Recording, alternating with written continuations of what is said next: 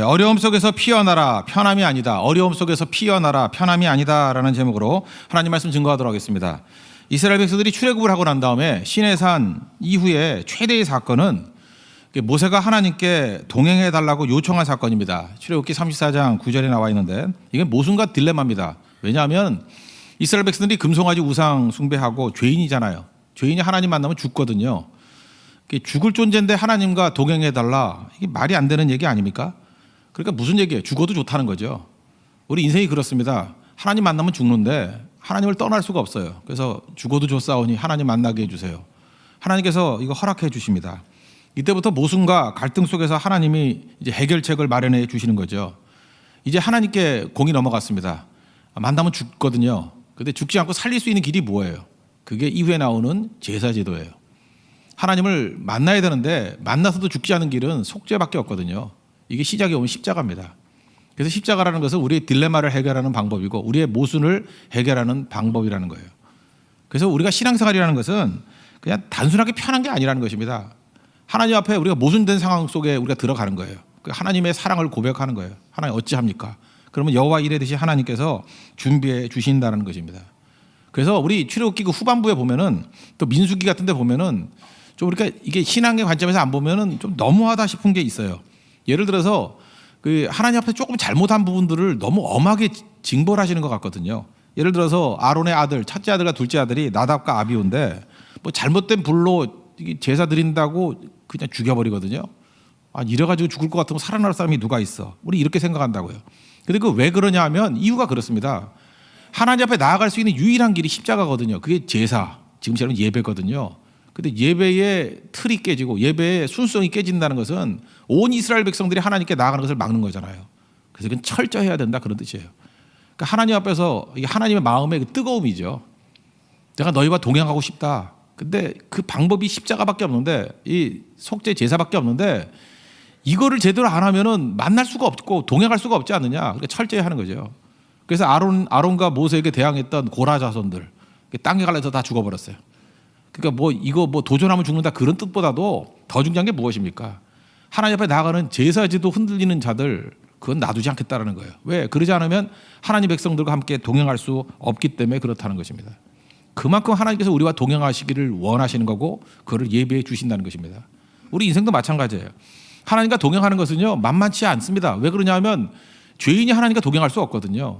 그러니까 주님께서는 십자가 붙들고 속죄를 통해서 하나님과 하나 되기를 원하시는 거예요. 그래야 동행이 가능하기 때문에. 그래서 신앙의 목표는 편함이 아닙니다. 많은 순간에 우리는 이렇게 생각을 해요. 왜 나를 편안하게 해주지 않는가? 편안하다는 건 뭐예요? 죄 가운데 머물러 있을 수도 있는 거 아니에요. 하나님과 동행이 안 되는 거죠. 그래서 우리가 신앙생활을 하면서 좀 착한 사람들은요, 그 상대방에게 맞춰주려고 그래요. 편하게 만들어주려고. 특별히 일본 사람도 그런 거 많이 하잖아요. 상대에게 폐를 안 끼치려고, 편하게 해주려고. 그게 편안함이 목표라고요. 편안함. 그리고 자기도 기대해요. 다른 사람도 나를 불편하지 않게 해주기를 원한다. 그래서 설교도요, 불편한 설교를 싫어해요. 좀 편안하게 해주는 설교를 좋아해요. 그냥 위로해주고 따뜻하게 해주고, 그래서 교회 옮기고 막 그러잖아요. 그죠? 불편하면. 막 그런 거 있습니다. 그러니까 다 편안함이 목표가 된다라는 것입니다. 그래서 세상에 대해서도 항상 불평을 해요. 세상은 왜 나를 편안하게 만들어주지 않는가? 근데 편함이 목표가 아니에요. 하나님의 방법은 뭐냐면 신앙은 하나님을 신뢰하는 거거든요. 하나님을 의뢰하는 거거든요. 하나님을 의뢰하면 불가능한 싸움의 자리로 우리를 이끌어가 버려요. 내가 온전하니 너희도 온전하라 이러고요. 그죠? 이 영적인 싸움에서 이기길 원하고요. 이길 수 없는 싸움을 싸우게 만들어요. 어떤 거는 지는 싸움을 벌이게 만든다는 것입니다. 우리 내일부터 네팔 선교를 갑니다. 네팔 힌두국 갑니다. 이번 10차 때부터 2달 전부터 종교법이 바뀌어가지고요. 핍박 상황이에요. 굉장히 어려운 상황입니다. 그런데 우리 한 50명 정도 되는 선교대원들이 가가지고 복음을 증거한다. 계란으로 바위치기 같이 보이죠. 그런다고 변화가 돼? 이건 지는 싸움이에요. 그죠? 한 번에 간다고 변화되지 않는 싸움 같이 보입니다. 현실이 어렵습니다. 근데 우리는 하나의 약속 붙들고 온몸으로 싸워요. 그럼 이게 지는 건가요? 아니죠. 편안한 거 아니잖아요. 이건 지는 싸움이고 어떻게 보면 의미 없는 싸움 같이 보이고 이건 정말 힘든 싸움이에요. 근데 그 싸움을 벌이는 과정 속에서 우리 안에 생명이 피어나기 시작한다는 것입니다. 신앙은 그런 거예요. 싸움을 통해서 꽃 피어나는 것입니다. 생명이 자라나는 거예요. 여러분, 그래서 편안함이 있으면요 그렇게 살다가 죽습니다. 여러분들 편안하게 살다가 보면은 그냥 마지막 죽기 직전에 이게 뭐야 그러다가 한숨에 가버려요. 근데 하나님께서 우리를 그렇게 부르는 게 아니죠. 모든 아름다움을 보십시오. 갈등과 모순 속에서 스트럭을 하는 거예요. 여러분 일반적으로 서울대 나온 남자와 서울대 나온 여자가 결혼해서 잘 살았다. 그건 스토리가 되지 않아요. 그런가 보다 하고. 근데 로미오와 줄리엣이 만나면 스토리가 돼요. 원수 집안이거든요. 이루어질 수 없는 사랑이죠. 이 두 가문은 원수예요. 도저히 하나가 될 수 없는 가정이에요. 근데 사랑해요. 그래서 살아야 되겠어요. 그렇게 작품이 나오는 거죠. 그 뭐 똑똑한 남자, 똑똑한 여자 뭐 이렇게 만난다 그런 스토리가 안 돼요. 특별히 뭐 남자가 뭐 멋진데 여자가 뭐 좀 부족한 거 있잖아요. 남자는 돈이 많은데 여자는 뭐 찌질이가 없다. 그러면 여자가 예쁘겠군 이렇게 추정하죠. 그 모르겠어요? 시네렐라 컴플렉스. 그건 스토리가 되지 않아요. 그런 거는. 근데 바보 온달과 평강공주는 스토리가 돼요. 이건 사랑이 안 되는 관계거든요. 그죠? 안 되는 거잖아요. 모순이잖아요. 갈등이잖아요. 근데 사랑이 꽃피우잖아요. 그러니까 그게 스토리가 되죠. 이게 강점이죠. 이몽룡은 양반집이잖아요. 춘향이는 뭐 퇴기 딸 아닙니까? 그래서 춘향이와 이몽룡은 스토리가 되는 거예요. 모순이거든요. 갈등이거든요. 말도 안 되는 이거든요. 거기서 모든 아름다움이 꽃피기 시작한다는 것입니다.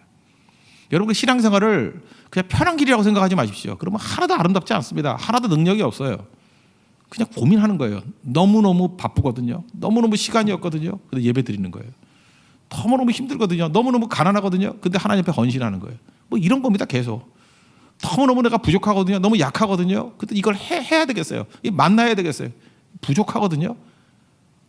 내가 너무 배운 게 없어요. 그죠? 그래서 하나님 앞에 쓰임받지 못할 것 같아요. 근데 쓰임 받아야 될 것 같아요. 그 모순과 갈등, 거기서 신앙의 능력이 나타나기 시작한다는 것입니다. 그래서 갈등 속에 하는 일이 뭐겠어요? 어찌합니까 하고 하나님 앞에 엎드리는 거겠죠. 그러니까 하나님의 도우심을 구하는 거겠죠. 근데 인생의 많은 부분은요, 그렇게 도운다고 또 해결되는 것도 아니에요. 뭐 해결되는 경우도 가끔 있죠. 뭐 이런 예 들어봤습니까? 어떤 학생이 조류학과 시험 보는데 교수님이 좀 별난 분이었는 것 같아요. 시험 문제가 뭐냐면 사진 하나 보여주고 그게 새 다리거든요. 새 다리. 다리 딱 보여주고 이게 무슨 새인지 알아맞추라 뭐 이런 시험이래요. 여러분 새 다리 보고 무슨 새인지 알겠어요? 그래서 학생이 너무 황당해가지고 항의를 했대요. 참지 않고 교수님 이게 무슨 문제가 이렇습니까? 말도 안 됩니다. 아니 새 다리 보고 무슨 새인지 맞춘다는 거 이게 문제가 되겠습니까? 좀 심하게 항의하니까 교수님도 화가 났어요. F줄 그 태세를 가지고 너 이름 뭐야? 그랬다는 거예요. 근데 그 학생이 다리 내밀면서 맞춰봐요 그랬대요. 예. 그래서 서로 뭐 사과하고 화해했다나 뭐 이런 얘기가 있는데 그죠? 이렇게 해피엔딩으로 끝나면 얼마나 좋겠어요. 근데 우리 인생이 이렇게 해피엔딩으로 끝나지 않아요. 갈등의 문제 투성이라고요. 이게 해결이 안 된다는 것입니다. 그래서 엎드리는 거예요. 민수기 12장 3절에 보니까 모세에 대해서요. 그가 온유함이 온 세상에 있는 사람보다 더 뛰어났다. 승하더라. 뭐 이렇게 표현이 돼 있죠. 온유함이 뭡니까? 온유함이라는 것은 문제가 있을 때 하나님 앞에 엎드리는 게 온유함이에요. 이 모세보다 뭐 온유한 사람 더 많았잖아요. 근데 그 성격적인 인격적인 그런 얘기가 아니에요. 엎드리는 게 온유함이라고요. 그래서 우리 삶 가운데 모순과 갈등을 가지고 가는 거예요. 우리 인생은 계속해서 하나님께서 싸움의 자리로 이끌어가요. 편한 곳이 아니라니까요. 그때 엎드리는 거예요. 이거 어찌합니까? 풀리지 않습니다.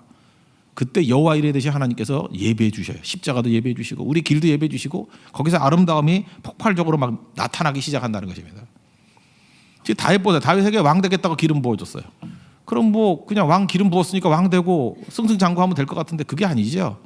왕으로 기름 부음 받았는데 쫓기는 인생이 되고 광야 생활 10년이 기다리고 있습니다. 광야로 나가는 거예요. 그죠? 그래서 갈등이 시작되는 거라고요. 거기서부터 생명이 피어나기 시작하는 거예요. 넘어질 때도 있고요. 설 때도 있고 넘어지면 넘어지는 대로 의미가 있어요. 왜? 넘어지는 걸 통해 가지고 그 하나님 앞에 돌아갈 수 있는 힘이 생기는 거거든요. 왜? 그 속에는 말씀이 있기 때문에. 광야에서는 두 가지를 배운 거예요. 모세와 아론인데 모세를 통해서는 선지직, 아론을 통해서는 제사직. 선지직은 뭐냐면 말씀이거든요. 말씀은 기준을 세우는 거예요. 그리고 아론을 통해서는 제사직. 이거는 속죄예요. 십자가를 붙드는 거예요. 그래서 우리 인생에서 가장 중요한 게 뭐냐 하면은 말씀과 십자가라고요. 모세와 아론이 필요한 거라고요. 근데 마음속에 기준된 말씀이 있으면요. 아무리 넘어졌다 할지라도 연어같이 돌아옵니다. 돌아오게 돼 있어요. 지금 말씀 붙들고 지금 다윗은 광야를 나간 거예요. 거기서 어려움 당하게 되는 거죠. 이제 뭐 사울에게 쫓기고 요나단과 헤어졌고 이제 기다리는 게 험난함이라고요. 근데 1절을 보니까 이제 찾아간 게 그래도 괜찮죠. 제사장 찾아갔어요. 노베에 있는 제사장 찾아 아히멜렉을 가서 아히멜렉이 보니까 이상하거든요. 왜 혼자 왔냐고, 왜 함께하는 사람이 없냐고. 이건 사실 실존적인 질문이죠. 너 왜 혼자냐고. 혼자 아니죠. 하나님이다. 이 고백을 원하는 거죠. 왜 함께하는 사람이 없냐고. 아무리 없어도 하나님이 함께하면 된다. 뭐 이런 실존적인 질문인 것 같아요. 그죠? 근데 여기서 거짓말하잖아요. 여러분, 우리가 위기가 있을 때 하나님 앞에 매달리면서 푸는 방법이 있고, 거짓말을 통해서, 거짓말이 왜 달콤한지 아십니까? 그 순간을 모면할 수 있거든요. 우리가 그 순간의 문제를 해결할 수 있는 가장 탁월한 대답은 거짓말이에요. 그 순간을 이길 수 있어요. 사기치면 그 순간에 이길 수 있어요. 그래서 매력적인 거예요. 특별 임무를 띠고 왔다고. 지가 무슨 뭐 특별한 사람인 줄 알고. 비밀이라고. 그죠? 그래서 말하지 말라 그랬다고. 지금 다윗이 쫓기니까 가장 큰 문제는 두 가지 문제가 있어요. 떡의 문제예요. 먹을 게 없었어요. 칼의 문제예요. 무기가 없었어요. 그러면 떡과 칼, 여러분 이스라엘의 출애굽을 통해서도 배웠지만 하나님이 만나를 주시고 떡의 문제를 해결해 주시죠. 칼의 문제, 여호와 니시 되시잖아요. 승리를 주시잖아요. 골리앗과 싸울 때 무기를 이겼어요. 그 자기 자신이 하나님의 이름의 능력으로 이겼던 사람 아닙니까? 근데 지금 떡의 문제와 칼의 문제에 접하게 되었을 때 그가 제사장에게 요구하는 게 뭐예요? 기도를 요구한 게 아니고요. 거짓말로 하나님이 주신 떡이 아니라 여기 남은 떡이라도 없냐고. 제사장만 없는 진설병이라고 그러죠. 그 떡상인 떡, 그거라도 달라고. 그걸로 떡 문제를 해결하고요. 그 다음에 칼이 없냐고. 자기가 이겨서 죽였던 골리앗의 칼이 여기 있다고. 그거라도 달라고. 그리고 여기 보니까 표현이 이래요.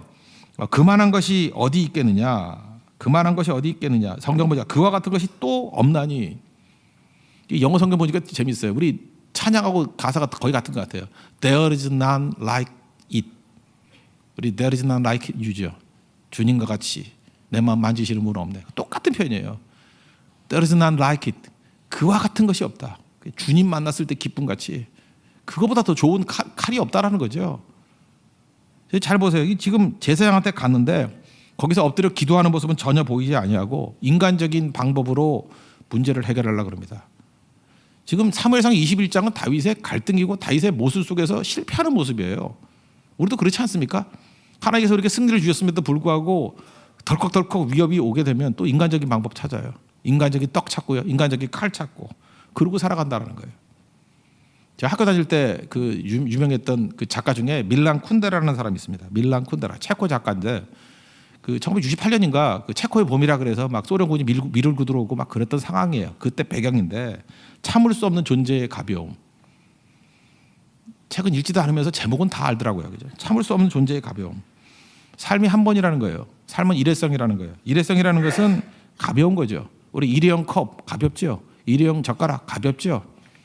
삶도 일회용이라는 거예요. 가볍다라는 거예요. 뭐좀 가볍다라는 거예요. 그래서 존재의 가벼움을 느끼는 거예요. 한 개인의 무력감, 체코 국가의 그 일회성적인 연약함, 뭐 이런 걸 얘기를 하는 거예요. 그런데 이 일회성들이 모여서 가벼움만 있는 게 아니라는 거예요. 어느 순간인가 이 선택을 통해서 무거워질 때가 있다는 거예요. 무거워질 때가. 그래서 이제 대상이 나오는데 그 토마시라는 사람이 나와요. 이게 남봉꾼이에요. 지멋대로 막 사는 사람. 근데 테레사라는 여자를 만나는데 이 여자가 늙고 못생겼어요. 근데 사랑하는 거예요. 참 묘하죠. 여자분들 잊지 마세요. 예쁘고 젊다고 다 좋아하는 게 아니고요. 이유도 몰라요. 그냥 늙고 못생겼는데 테레사가 그냥 사랑이 되는 거예요. 그래서 사랑을 선택하는 그 순간에 가벼움에서 무거움으로 바뀌어요. 인생이. 그래서 묘하게 지금 이게 약간 조롱하는 거죠. 개인의 역사를 얘기하면서 체코의 역사를 지금 설명하고 있는 거예요. 되게 가벼운데 먹고 살라고 난리를 치는데 어느 한순간에 가치를 붙드는 거예요. 사랑을 붙드는 거예요. 약속을 붙드는 거예요. 그때부터 무거워지기 시작하더라는 거예요. 뭐 이거보다 더 많은 얘기들이 있는데 그래서 인생이 가볍지 않다라는 거예요. 인생은요 가벼움에서 무거움으로 옮겨가요. 또 무거움에서 가벼움으로 옮겨가고. 지금 그 다윗의 일생을 보면요. 여기서 지금 21장에서 보면 지금 이게 가벼움이에요. 거짓말하고 인간적인 방법으로 살아남으려고 그러고 얼마나 가벼워요. 가벼움이 막 쌓이는데 어디까지 가벼워지느냐면요. 이 블레셋의 가드 왕에까지 아기스에게 도망을 쳐요. 거기서 죽을 위기가 되니까 미친 척하고. 이게 바닥 아니에요. 인생에서 이거보다 가벼울 때가 있어요. 다 가벼워져요. 바닥을 쳐요. 이게 누가복음 15장에 나오는 탕자 체험 아니에요? 이게 다윗의 탕자죠. 이게 하나님께 기름 부은 자가 이럴 수가 있냐고요. 이렇게 미친 짓 하면 미친놈같이 돼버릴 수가 있냐고요. 가벼워도 이렇게 가벼울 수가 없어요. 낮아져도 이렇게 낮아질 수가 없어요. 근데 그때 그가 무거워질 수 있는 길이 열린 거예요. 뭐예요? 돌아오는 거예요. 아버지께 돌아오는 거. 탕자가 얼마나 가벼웠냐 하면 돼지굴에 들어갔어요. 돼지가 먹는 쥐염 열매도 주는 자가 없어서 굶주렸어요. 얼마나 가벼워졌어요. 언제부터 무거움이 생겨요? 언제부터 가치가 생겨요? 아버지가 생각나고 아버지께 돌아오고 아버지 품에 안기는 순간에 무거움이 생긴다는 거예요. 여러분 인생도 오늘 예배드리는 여러분도 내 인생이 가치 없고 쓰레기 같다 느끼는 분들이 있죠. 가벼워도 이렇게 가벼울 수 없고 나는 가치가 없어. 정말 나는 1g도 안 되는 인생이야. 나는 무슨 가치를 하나도 못 느끼겠어. 근데 그 순간에 하나님 붙들고 아버지 생각나고 아버지께 돌아오면 그때부터 무거움이 생겨요. 가치가 생긴다고요. 그게 십자가예요. 이스라엘 원래 다 죽여버려야 될 존재들거든요. 근데 십자가 붙드는 순간에 제사를 통해서 속죄가 되는 순간에 하나님과 하나가 되면서 무게가 생기는 거예요. 오늘 그 얘기를 하는 거예요. 이 목마름 속에서 하나님 찾을 수 있는 그 마음, 십자가를 향해서 나아가는 그 마음, 그게 중요하다는 것입니다. 그래서 하나님께서는요 항상 우리로 하여금 가벼운 가운데 내팽개치고 돌아오게 만들어요. 그게 시오니즘 아니에요? 19세기에 그 모지스 헤스라는 사람이 시오니즘 주창했죠. 이스라엘에 세 번의 시오니즘이 있었다고. 다 떠나가는 얘기예요. 1차가 이집트로 애굽으로 끌려갔다가 그 가치 있는 것들을 다 버리고 하나님의 가치를 붙들려고 출애굽을 했죠. 그죠? 가벼웠던 애굽에 있던 이스라엘 백성들이 무거워지기 시작했죠. 그게 가나안으로 돌아오는 얘기 아니에요? 또 한 번은 이 바벨론으로 끌려갔어요. 이게 죄악으로 인해서 가벼워도 그렇게 가벼울 수가 없는 존재들이에요. 근데 100만 명째 끌려갔는데 5만 명 정도가 3차에 걸쳐 돌아와요. 그들이 하나님의 약속을 붙드는 그 순간에 무거워지기 시작했죠. 그들 역사의 주인공이 된 거예요. 밀란 쿤데라 얘기예요. 무거움이 된 거예요, 그게. 그리고 지금도 마찬가지 2000년 동안에 AD 70년 디도 장군 이후에 흩어졌던 이스라엘에서 2000년 만에 1948년에 이스라엘이 돌아오잖아요. 그죠? 돌아올 때부터 가치가 무게가 생기는 거죠.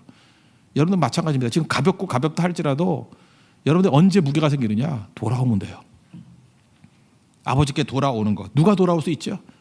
기준이 있어야 돼요. 말씀 있는 사람. 탕자도 아버지에 대한 확신이 있었죠. 돌아가면 품꾼의 하나라도 나를 받아줄 거라, 영접할 거라는 확신. 그게 말씀이에요. 그래서 교회가 할 일은 뭐냐면 모세 같은 선지직을 통해서 말씀을 심어주는 거예요. 말씀이 있으면 돌아와요. 연어같이 돌아와요. 반드시 돌아온다고요.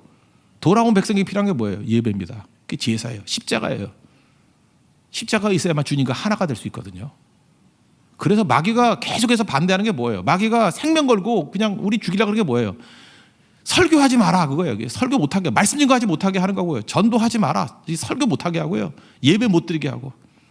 내 팔을 보세요. 계속 하는 게 설교하지 마라, 예배 드리지 말라 그거예요. 왜? 그게 우리 죽이는 길이거든요. 나머지 다 하래요. 얼마든지. 여러분도 마찬가지입니다. 여러분 북이스라엘, 남유다 왜 망했어요? 왜 망했어요? 선지직과 제사직이 무너지니까. 여러분 인생도 마찬가지예요. 모든 게 다 풍성하다 할지라도 말씀 사라지고 예배 사라지면 망하는 거예요. 하나님께서 창조하시고 지금까지 그 예배가 한 번도 없었어요. 무조건 망하는 거예요. 그래서 생명 걸고 말씀 붙들어야 되고 생명 걸고 예배 지켜야 돼요. 예배 떠나기랑 하면 다 망하는 길이에요. 볼 것도 없다고. 거짓말하면 이제 순간만 풀리는 거예요. 그런 피상적인 인생을 살면 안 된다는 것입니다. 돌아오는 모습이 있어야 된다는 거예요. 그 예배를 통해서 하나됨을 느끼는 겁니다. 예배는 그래서 영광이에요. 이게 제사의 완성이 십자가고 십자가를 붙들고 나가는 게 예배잖아요. 하나님과 하나되는 모임. 주님의 임재가 가능한 거예요. 주님이 우리와 함께 해주십니다. 임마누엘 되십니다. 동행하십니다. 그래서 두 번째, 하나님께 예배드려서 하나가 되면 나타나는 현상이 뭐냐? 그 다음 큰 흐름이에요. 아픈 곳을 향해서 흐른다는 것입니다. 하나님과 우리가 일치가 돼요. 그러면 구분할 수가 없거든요. 그래서 하나님 마음이 내 마음이 되는 거예요. 하나님 아버지의 마음이라는 찬양이 있죠. 아버지 당신의 마음이 있는 곳에 나의 마음이 있기를 원합니다. 이건 당연하죠. 임재하니까 같은 마음이겠죠. 하나님 당신의 눈물이 고인 곳에 나의 눈물이 고이기를 원합니다. 하나님이 우는 곳에 나도 울어요. 당신이 바라보는 영혼에게 나의 눈이 환하기를 원합니다. 하나님 바라보는 곳이 우리 눈이 향해요. 당신이 울고 있는 어두운 땅에 나의 두 발이 향하기를 원해요. 아픈 곳을 향해서 우리도 내 팔을 향해 나아가는 거예요. 가는 거라고요. 여러분 잘 보세요. 우리 가족이 있어요. 가족이 있는데 애를 한 둘쯤 낳았다고 합시다. 근데 갓난아기가 아파요. 앞에도 신혼부부가 있는데 지금 이제 결혼해서 이제 애가 이제 날 건 아니에요. 내년쯤 되면 임신했으니까. 나면은 한 5개월쯤 된 애가 있다고 합시다. 걔가 막 아파요. 그럼 가족이라면 어떤 일이 벌어지죠? 아빠, 엄마 신경 안 써요. 아픈 애에게 모든 마음이 다 가게 돼 있어요. 마음이 아픈 곳으로 흐르게 돼 있어요. 아픈 곳으로 다 흐른다. 그게 하나됨이에요. 아픈 곳으로 흐르지 않는다 그러면 가족 아니에요. 그거 아빠도 아니고 엄마도 아니에요. 아픈 곳에 다 흐르게 돼 있어요. 근데 그 아이가 아프다가 낫어요. 나으면 어떤 일이 벌어지죠? 기쁨이 충만해져요. 그래서 하나님과 하나됨이란 건 뭐냐면 아픈 곳으로 흐르는 거고, 아픈 것이 해결될 때 가장 큰 기쁨이 온다는 것입니다. 이게 교회예요. 여러분 인생 가운데 왜 기쁨이 없는지 아십니까? 하나님과 하나 되지 못하니까 아픈 곳으로 흐르지 않기 때문에 그래요. 이 세상은 참 이상해요. 거꾸로 가요. 거꾸로 가서 어떻게 되냐면 높은 곳을 잠깐만 향해 가려고 그래요. 잘난 곳을 향해서 가려고 그래요. 우리 다 알아요. 그게 영광이 아니라는 거. 그것이 떳떳하지 않다는 거. 여러분 뭐 떳떳합니까 그거? 뭐 여러분 세상이 그렇게 그리워하는 뭐 좋은 차 타고 뭐 큰 집 사고 뭐 떳떳해요? 알고 보면 거기도 뭐 부정도 있고 뭐 이런 것도 있잖아요. 그죠? 뭐 이렇게 박대한 거, 매정한 거, 인간으로서 하지 못할 일도 하고 막 의절하고 막 이런 것들 막 섞여 있는 거 아니에요? 하나도 영광스럽지 않고 하나 떳떳하지도 않아요. 근데 글로 가요. 세상은요 절대로 아픈 곳으로 흐르지 못하게 만듭니다. 자연이 놔두면 우리는 아픈 곳으로 안 가요. 나밖에 몰라요. 근데 하나님을 만나면, 말씀과 십자가를 통해서 하나님을 만나면 아픈 곳으로 간다니까. 하나님 마음으로 아픈 곳으로. 그게 교회예요. 제가 일부러 아픈 곳이라 그러는데 하나님이 제일 아파하는 게 뭘까요? 우리 자녀를 하나 잃어버렸어요.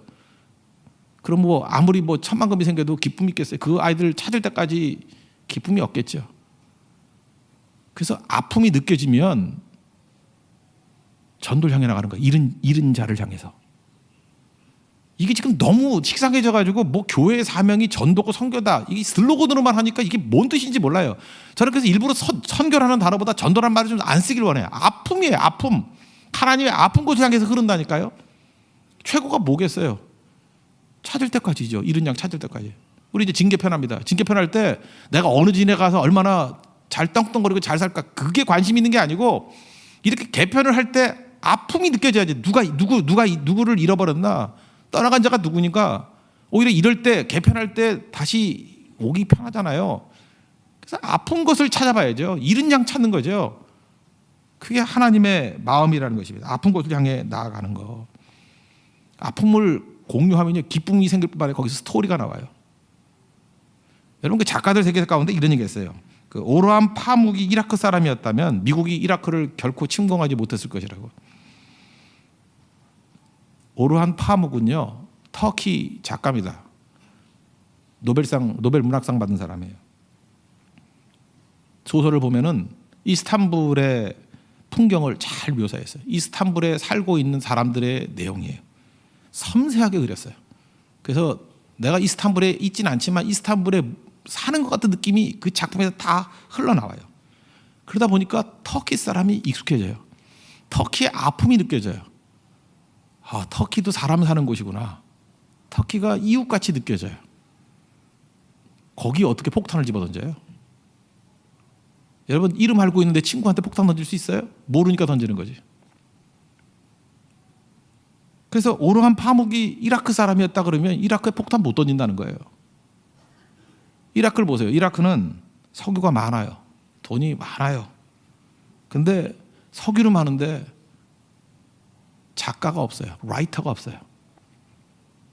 그래서 이라크 그러면 생각나는 건 후세인밖에 안 보이잖아요. 후세인과 악의 집에 친숙함이 없어요. 그러니까 막 때릴 수 있는 거죠.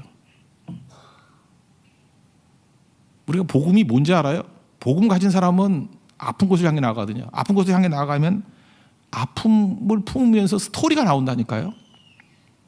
그래서 그들을 못 죽여요. 못 버려요. 우리 가족까지 낀다고. 창기였다가 7 귀신 들린 여자예요. 옆에 가고 싶어요? 약간만 맛이 가도 옆에 안 가려고 그러는데 우리 교회도 보면 안 가죠. 근데 창기였다가 7 귀신이에요. 근데 예수님 만나가지고 변화가 되고, 변화됐다고 만나는 거 아니에요. 그에 대한 풀 스토리를 우리에게 다 전해줘요. 복음이 전파되는 곳마다 이 여인의 스토리도 전파될 것이다. 그래서 막달라 마리아가 친근하죠. 교회에서 연극할 때 막달라 마리아 역 시킨다 그러면 싫어할 여자 있어요? 주인공인데 막 좋아해요. 12 혈리증을 앓았던 여인, 이게 가까이 할 수 있는 사람이 아니에요. 얼마든지 죽이고 배척할 수 있는 거예요. 그냥 원업으로 보면 여러 사람 중에 하나라 그러면. 근데 그 사람 예수님 만나가지고 옷자락 잡는 믿음부터 시작해서 스토리를 풀 스토리를 얘기를 해요. 버릴 수 없어요. 그 얘기가 우리 얘기예요. 낯선 곳을 향해 나가면요, 그게 구원이에요. 그래서 살려내는 거라고. 아픔 모르는 건 아무것도 모르는 겁니다. 고린도전서 10장 5절 6절 보니까 하나님이 다수를 기뻐하지 않았다. 다수가 다 되는 게 아니다. 수 갖고 제발 난리치지 마라 그 얘기고, 6절 보니까 그들이 악을 즐겨한 것 같이 즐겨하는 자가 되지 말라. 여기 보면 무슨 얘기하느냐, 악을 즐기는 자가 있다는 거예요. 여러분 악을 즐기십니까? 아니 여기 얘기 보면은 이게 다 뭐 믿는 사람 같이 보이는데 악을 즐긴대. 그럼 우리 깜짝 놀라잖아요. 우리가 언제 악을 즐겼어요? 그런데 악을 즐긴다는 게 뭐냐면 단절이에요. 악을 즐긴다는 건 단절을 얘기하는 거예요. 복음은 그들 속에 들어가서 아픈 곳을 향해서 나아가는 거고, 악은 단절이에요. 그래서 빗장도시 얘기했잖아요. 강남 사람은 강남 사람끼리 결혼하려고 그러고, 서울 사람은 서울 사람끼리 결혼하려고 그러고. 가인이 두려우니까 나가서 했던 일이 뭐냐면 성 쌓는 거예요. 내 거 우리 팀. 지금도 마찬가지예요. 두려우니까 그저 우리 일지는 흩어지지 말자, 이지는 흩어지지 말자, 이런 게 나오는 거예요. 우리가 남이가 막 이러면서. 이 두려운 자들이거든요. 두려운 자들. 빗장도시예요. 빗장도시. 나는 나고 너는 너고. 부부도 그래요. 너 한국에서 성적 몇 점이야? 이게 그거 갈라지는 거 아니에요? 그죠? 남편은 남편대로 자기를 지키고, 아내는 아내대로 나를 지키고. 내가 갖고 온 건 내 거고, 네가 갖고 온 네 거고. 장롱의 반은 내 거고, 반은 네 거고. 이게 악이라는 거예요. 악을 지르게 하는 자. 아픈 곳을 향해서 흐르질 않아요. 사랑이 뭐라고요? 내가 더 가진 것 때문에 기뻐하는 거예요. 줄 수 있으니까. 하나 될 수 있으니까. 흐름이거든요. 흐름에서 능력이 나타나기 시작한다는 것입니다. 저는 개인적으로 뭐 어떤 나라에 대한 뭐 편견 없지만 지금 미국은 미국 역사상 최악의 나라라고 생각해요. 왜 최악의 나라가 되느냐? 트럼프 보세요. 이 멍청한 녀석. 아니 그 많은 재산과 그 많은 부와 그 많은 무기를 가지고 우리나라 온다는데 뭐 갖고 온대요? 미국의 이익을 챙기려고 온대요. 미국이 이랬던 나라가 아니거든요. 미국이 어떤 이런 나라 아니었잖아요. 있는 거 다 퍼주던 나라였거든요. 그들의 조상이 어떤 조상들인데요. 정말 내가 미국의 조상들 너무 부러워했어요. 그러면서 저는 친미파였어요. 너무너무 부러웠어요. 저런 나라가 다 있나. 근데 어떻게 이런 바보 같은 녀석이 하나 나타나가지고 자기 이익 챙기기 때 돈 썩어지게 많이 있으면서. 우리나라 예외인지 알아요? 우리는 안 그래요? 서로 자기 이익, 계급 이익, 우리 이익. 정말 슬프거든요. 하나님께서 인간을 만드셨을 때 물론 타락했습니다. 아름다움을 만드셨어요. 인간이 사는데 이렇게 아름다움이 없을 수가 있어요? 아름다움이 없잖아요. 투기꾼들에게 아름다움을 느껴요? 그 느끼십니까? 뭐 자기 뭐 슈퍼카가 10대다 그럴 때 아름다움을 느껴요? 그 바보의 그놈은 람보르기니 뭐 이런 거 10대 있으면 존경할 줄 알아. 그 바보 천치는. 바보인 줄 아는데. 아니 10억짜리 차를 왜 10대를 갖고 있어? 이런 거 바보거든요 그거? 모형차 아니고 진짜 차예요. 바본지도 몰라요. 바본지도. 하나님께서 우리에게 힘 주시면요, 하나님과 하나 되면 낯선 곳을 향해 나간다니까요. 잃어버린 자를, 아픈 곳을 향해서 나간다니까요. 그래서 23장에 보면은 그일라 백성들이 어려움 당할 때 다윗이 도우러 가잖아요. 아픈 곳을 향해 나가자. 하나님과 일치된 거예요. 성경 그렇게 보셔야 돼요. 그게 복음의 능력입니다. 편한 곳으로 우리를 부르지 않으셨어요. 인생은 갈등이에요. 막 헷갈려요. 어려워요. 온유함은 하나님께 엎드리는 거예요. 그리고 그때 죄를 지면 우리가 참 가벼워지거든요. 이기적으로 살면 가벼워지거든요. 웃기거든요. 우리 정말 웃기는 인간들이에요. 막 가벼워져요. 존재에 참을 수 없는 가벼움이 있어요. 하나님께 돌아오면 무게가 생깁니다. 그 얘기예요. 돌아오라는 거예요. 주님께 돌아와. 하나님과 한 마음 품으면 아픈 곳을 향해 나가. 거기서 나오는 게 진짜 기쁨이야. 그래서 우리가 네팔을 가는 겁니다. 아파서 가는 거예요. 아파서 주님의 아픔을 보는 거예요. 요나서 4장 마지막이 뭐예요? 이 박노쿨 하나 갖고 없어졌다고 막 신경질 내잖아요. 야, 여기 좌우를 분별하지 못하는 12만 명이 있고 가축도 되게 많은데 내가 이걸 아끼지 않겠니? 너는 내 아픈 마음을 널 못 느끼니? 그게 요나서예요. 저는 그 이후에 요나가 돌아왔다고 생각을 합니다. 우리도 마찬가지예요. 아무리 승승장구하고 뻑적지근하게 산다 할지라도 하나님의 마음 품지 않으면 아무것도 아니에요. 사랑이 없으면 nothing이에요. 우리 하나님의 은혜 가운데 아픈 마음 가지고 하나님과 하나됨을 누릴 수 있는 우리 하나님의 신실한 종 되기를 축원합니다. 보다 자리에서 일어나겠습니다. 하나님 아버지의 마음 찬양하겠습니다.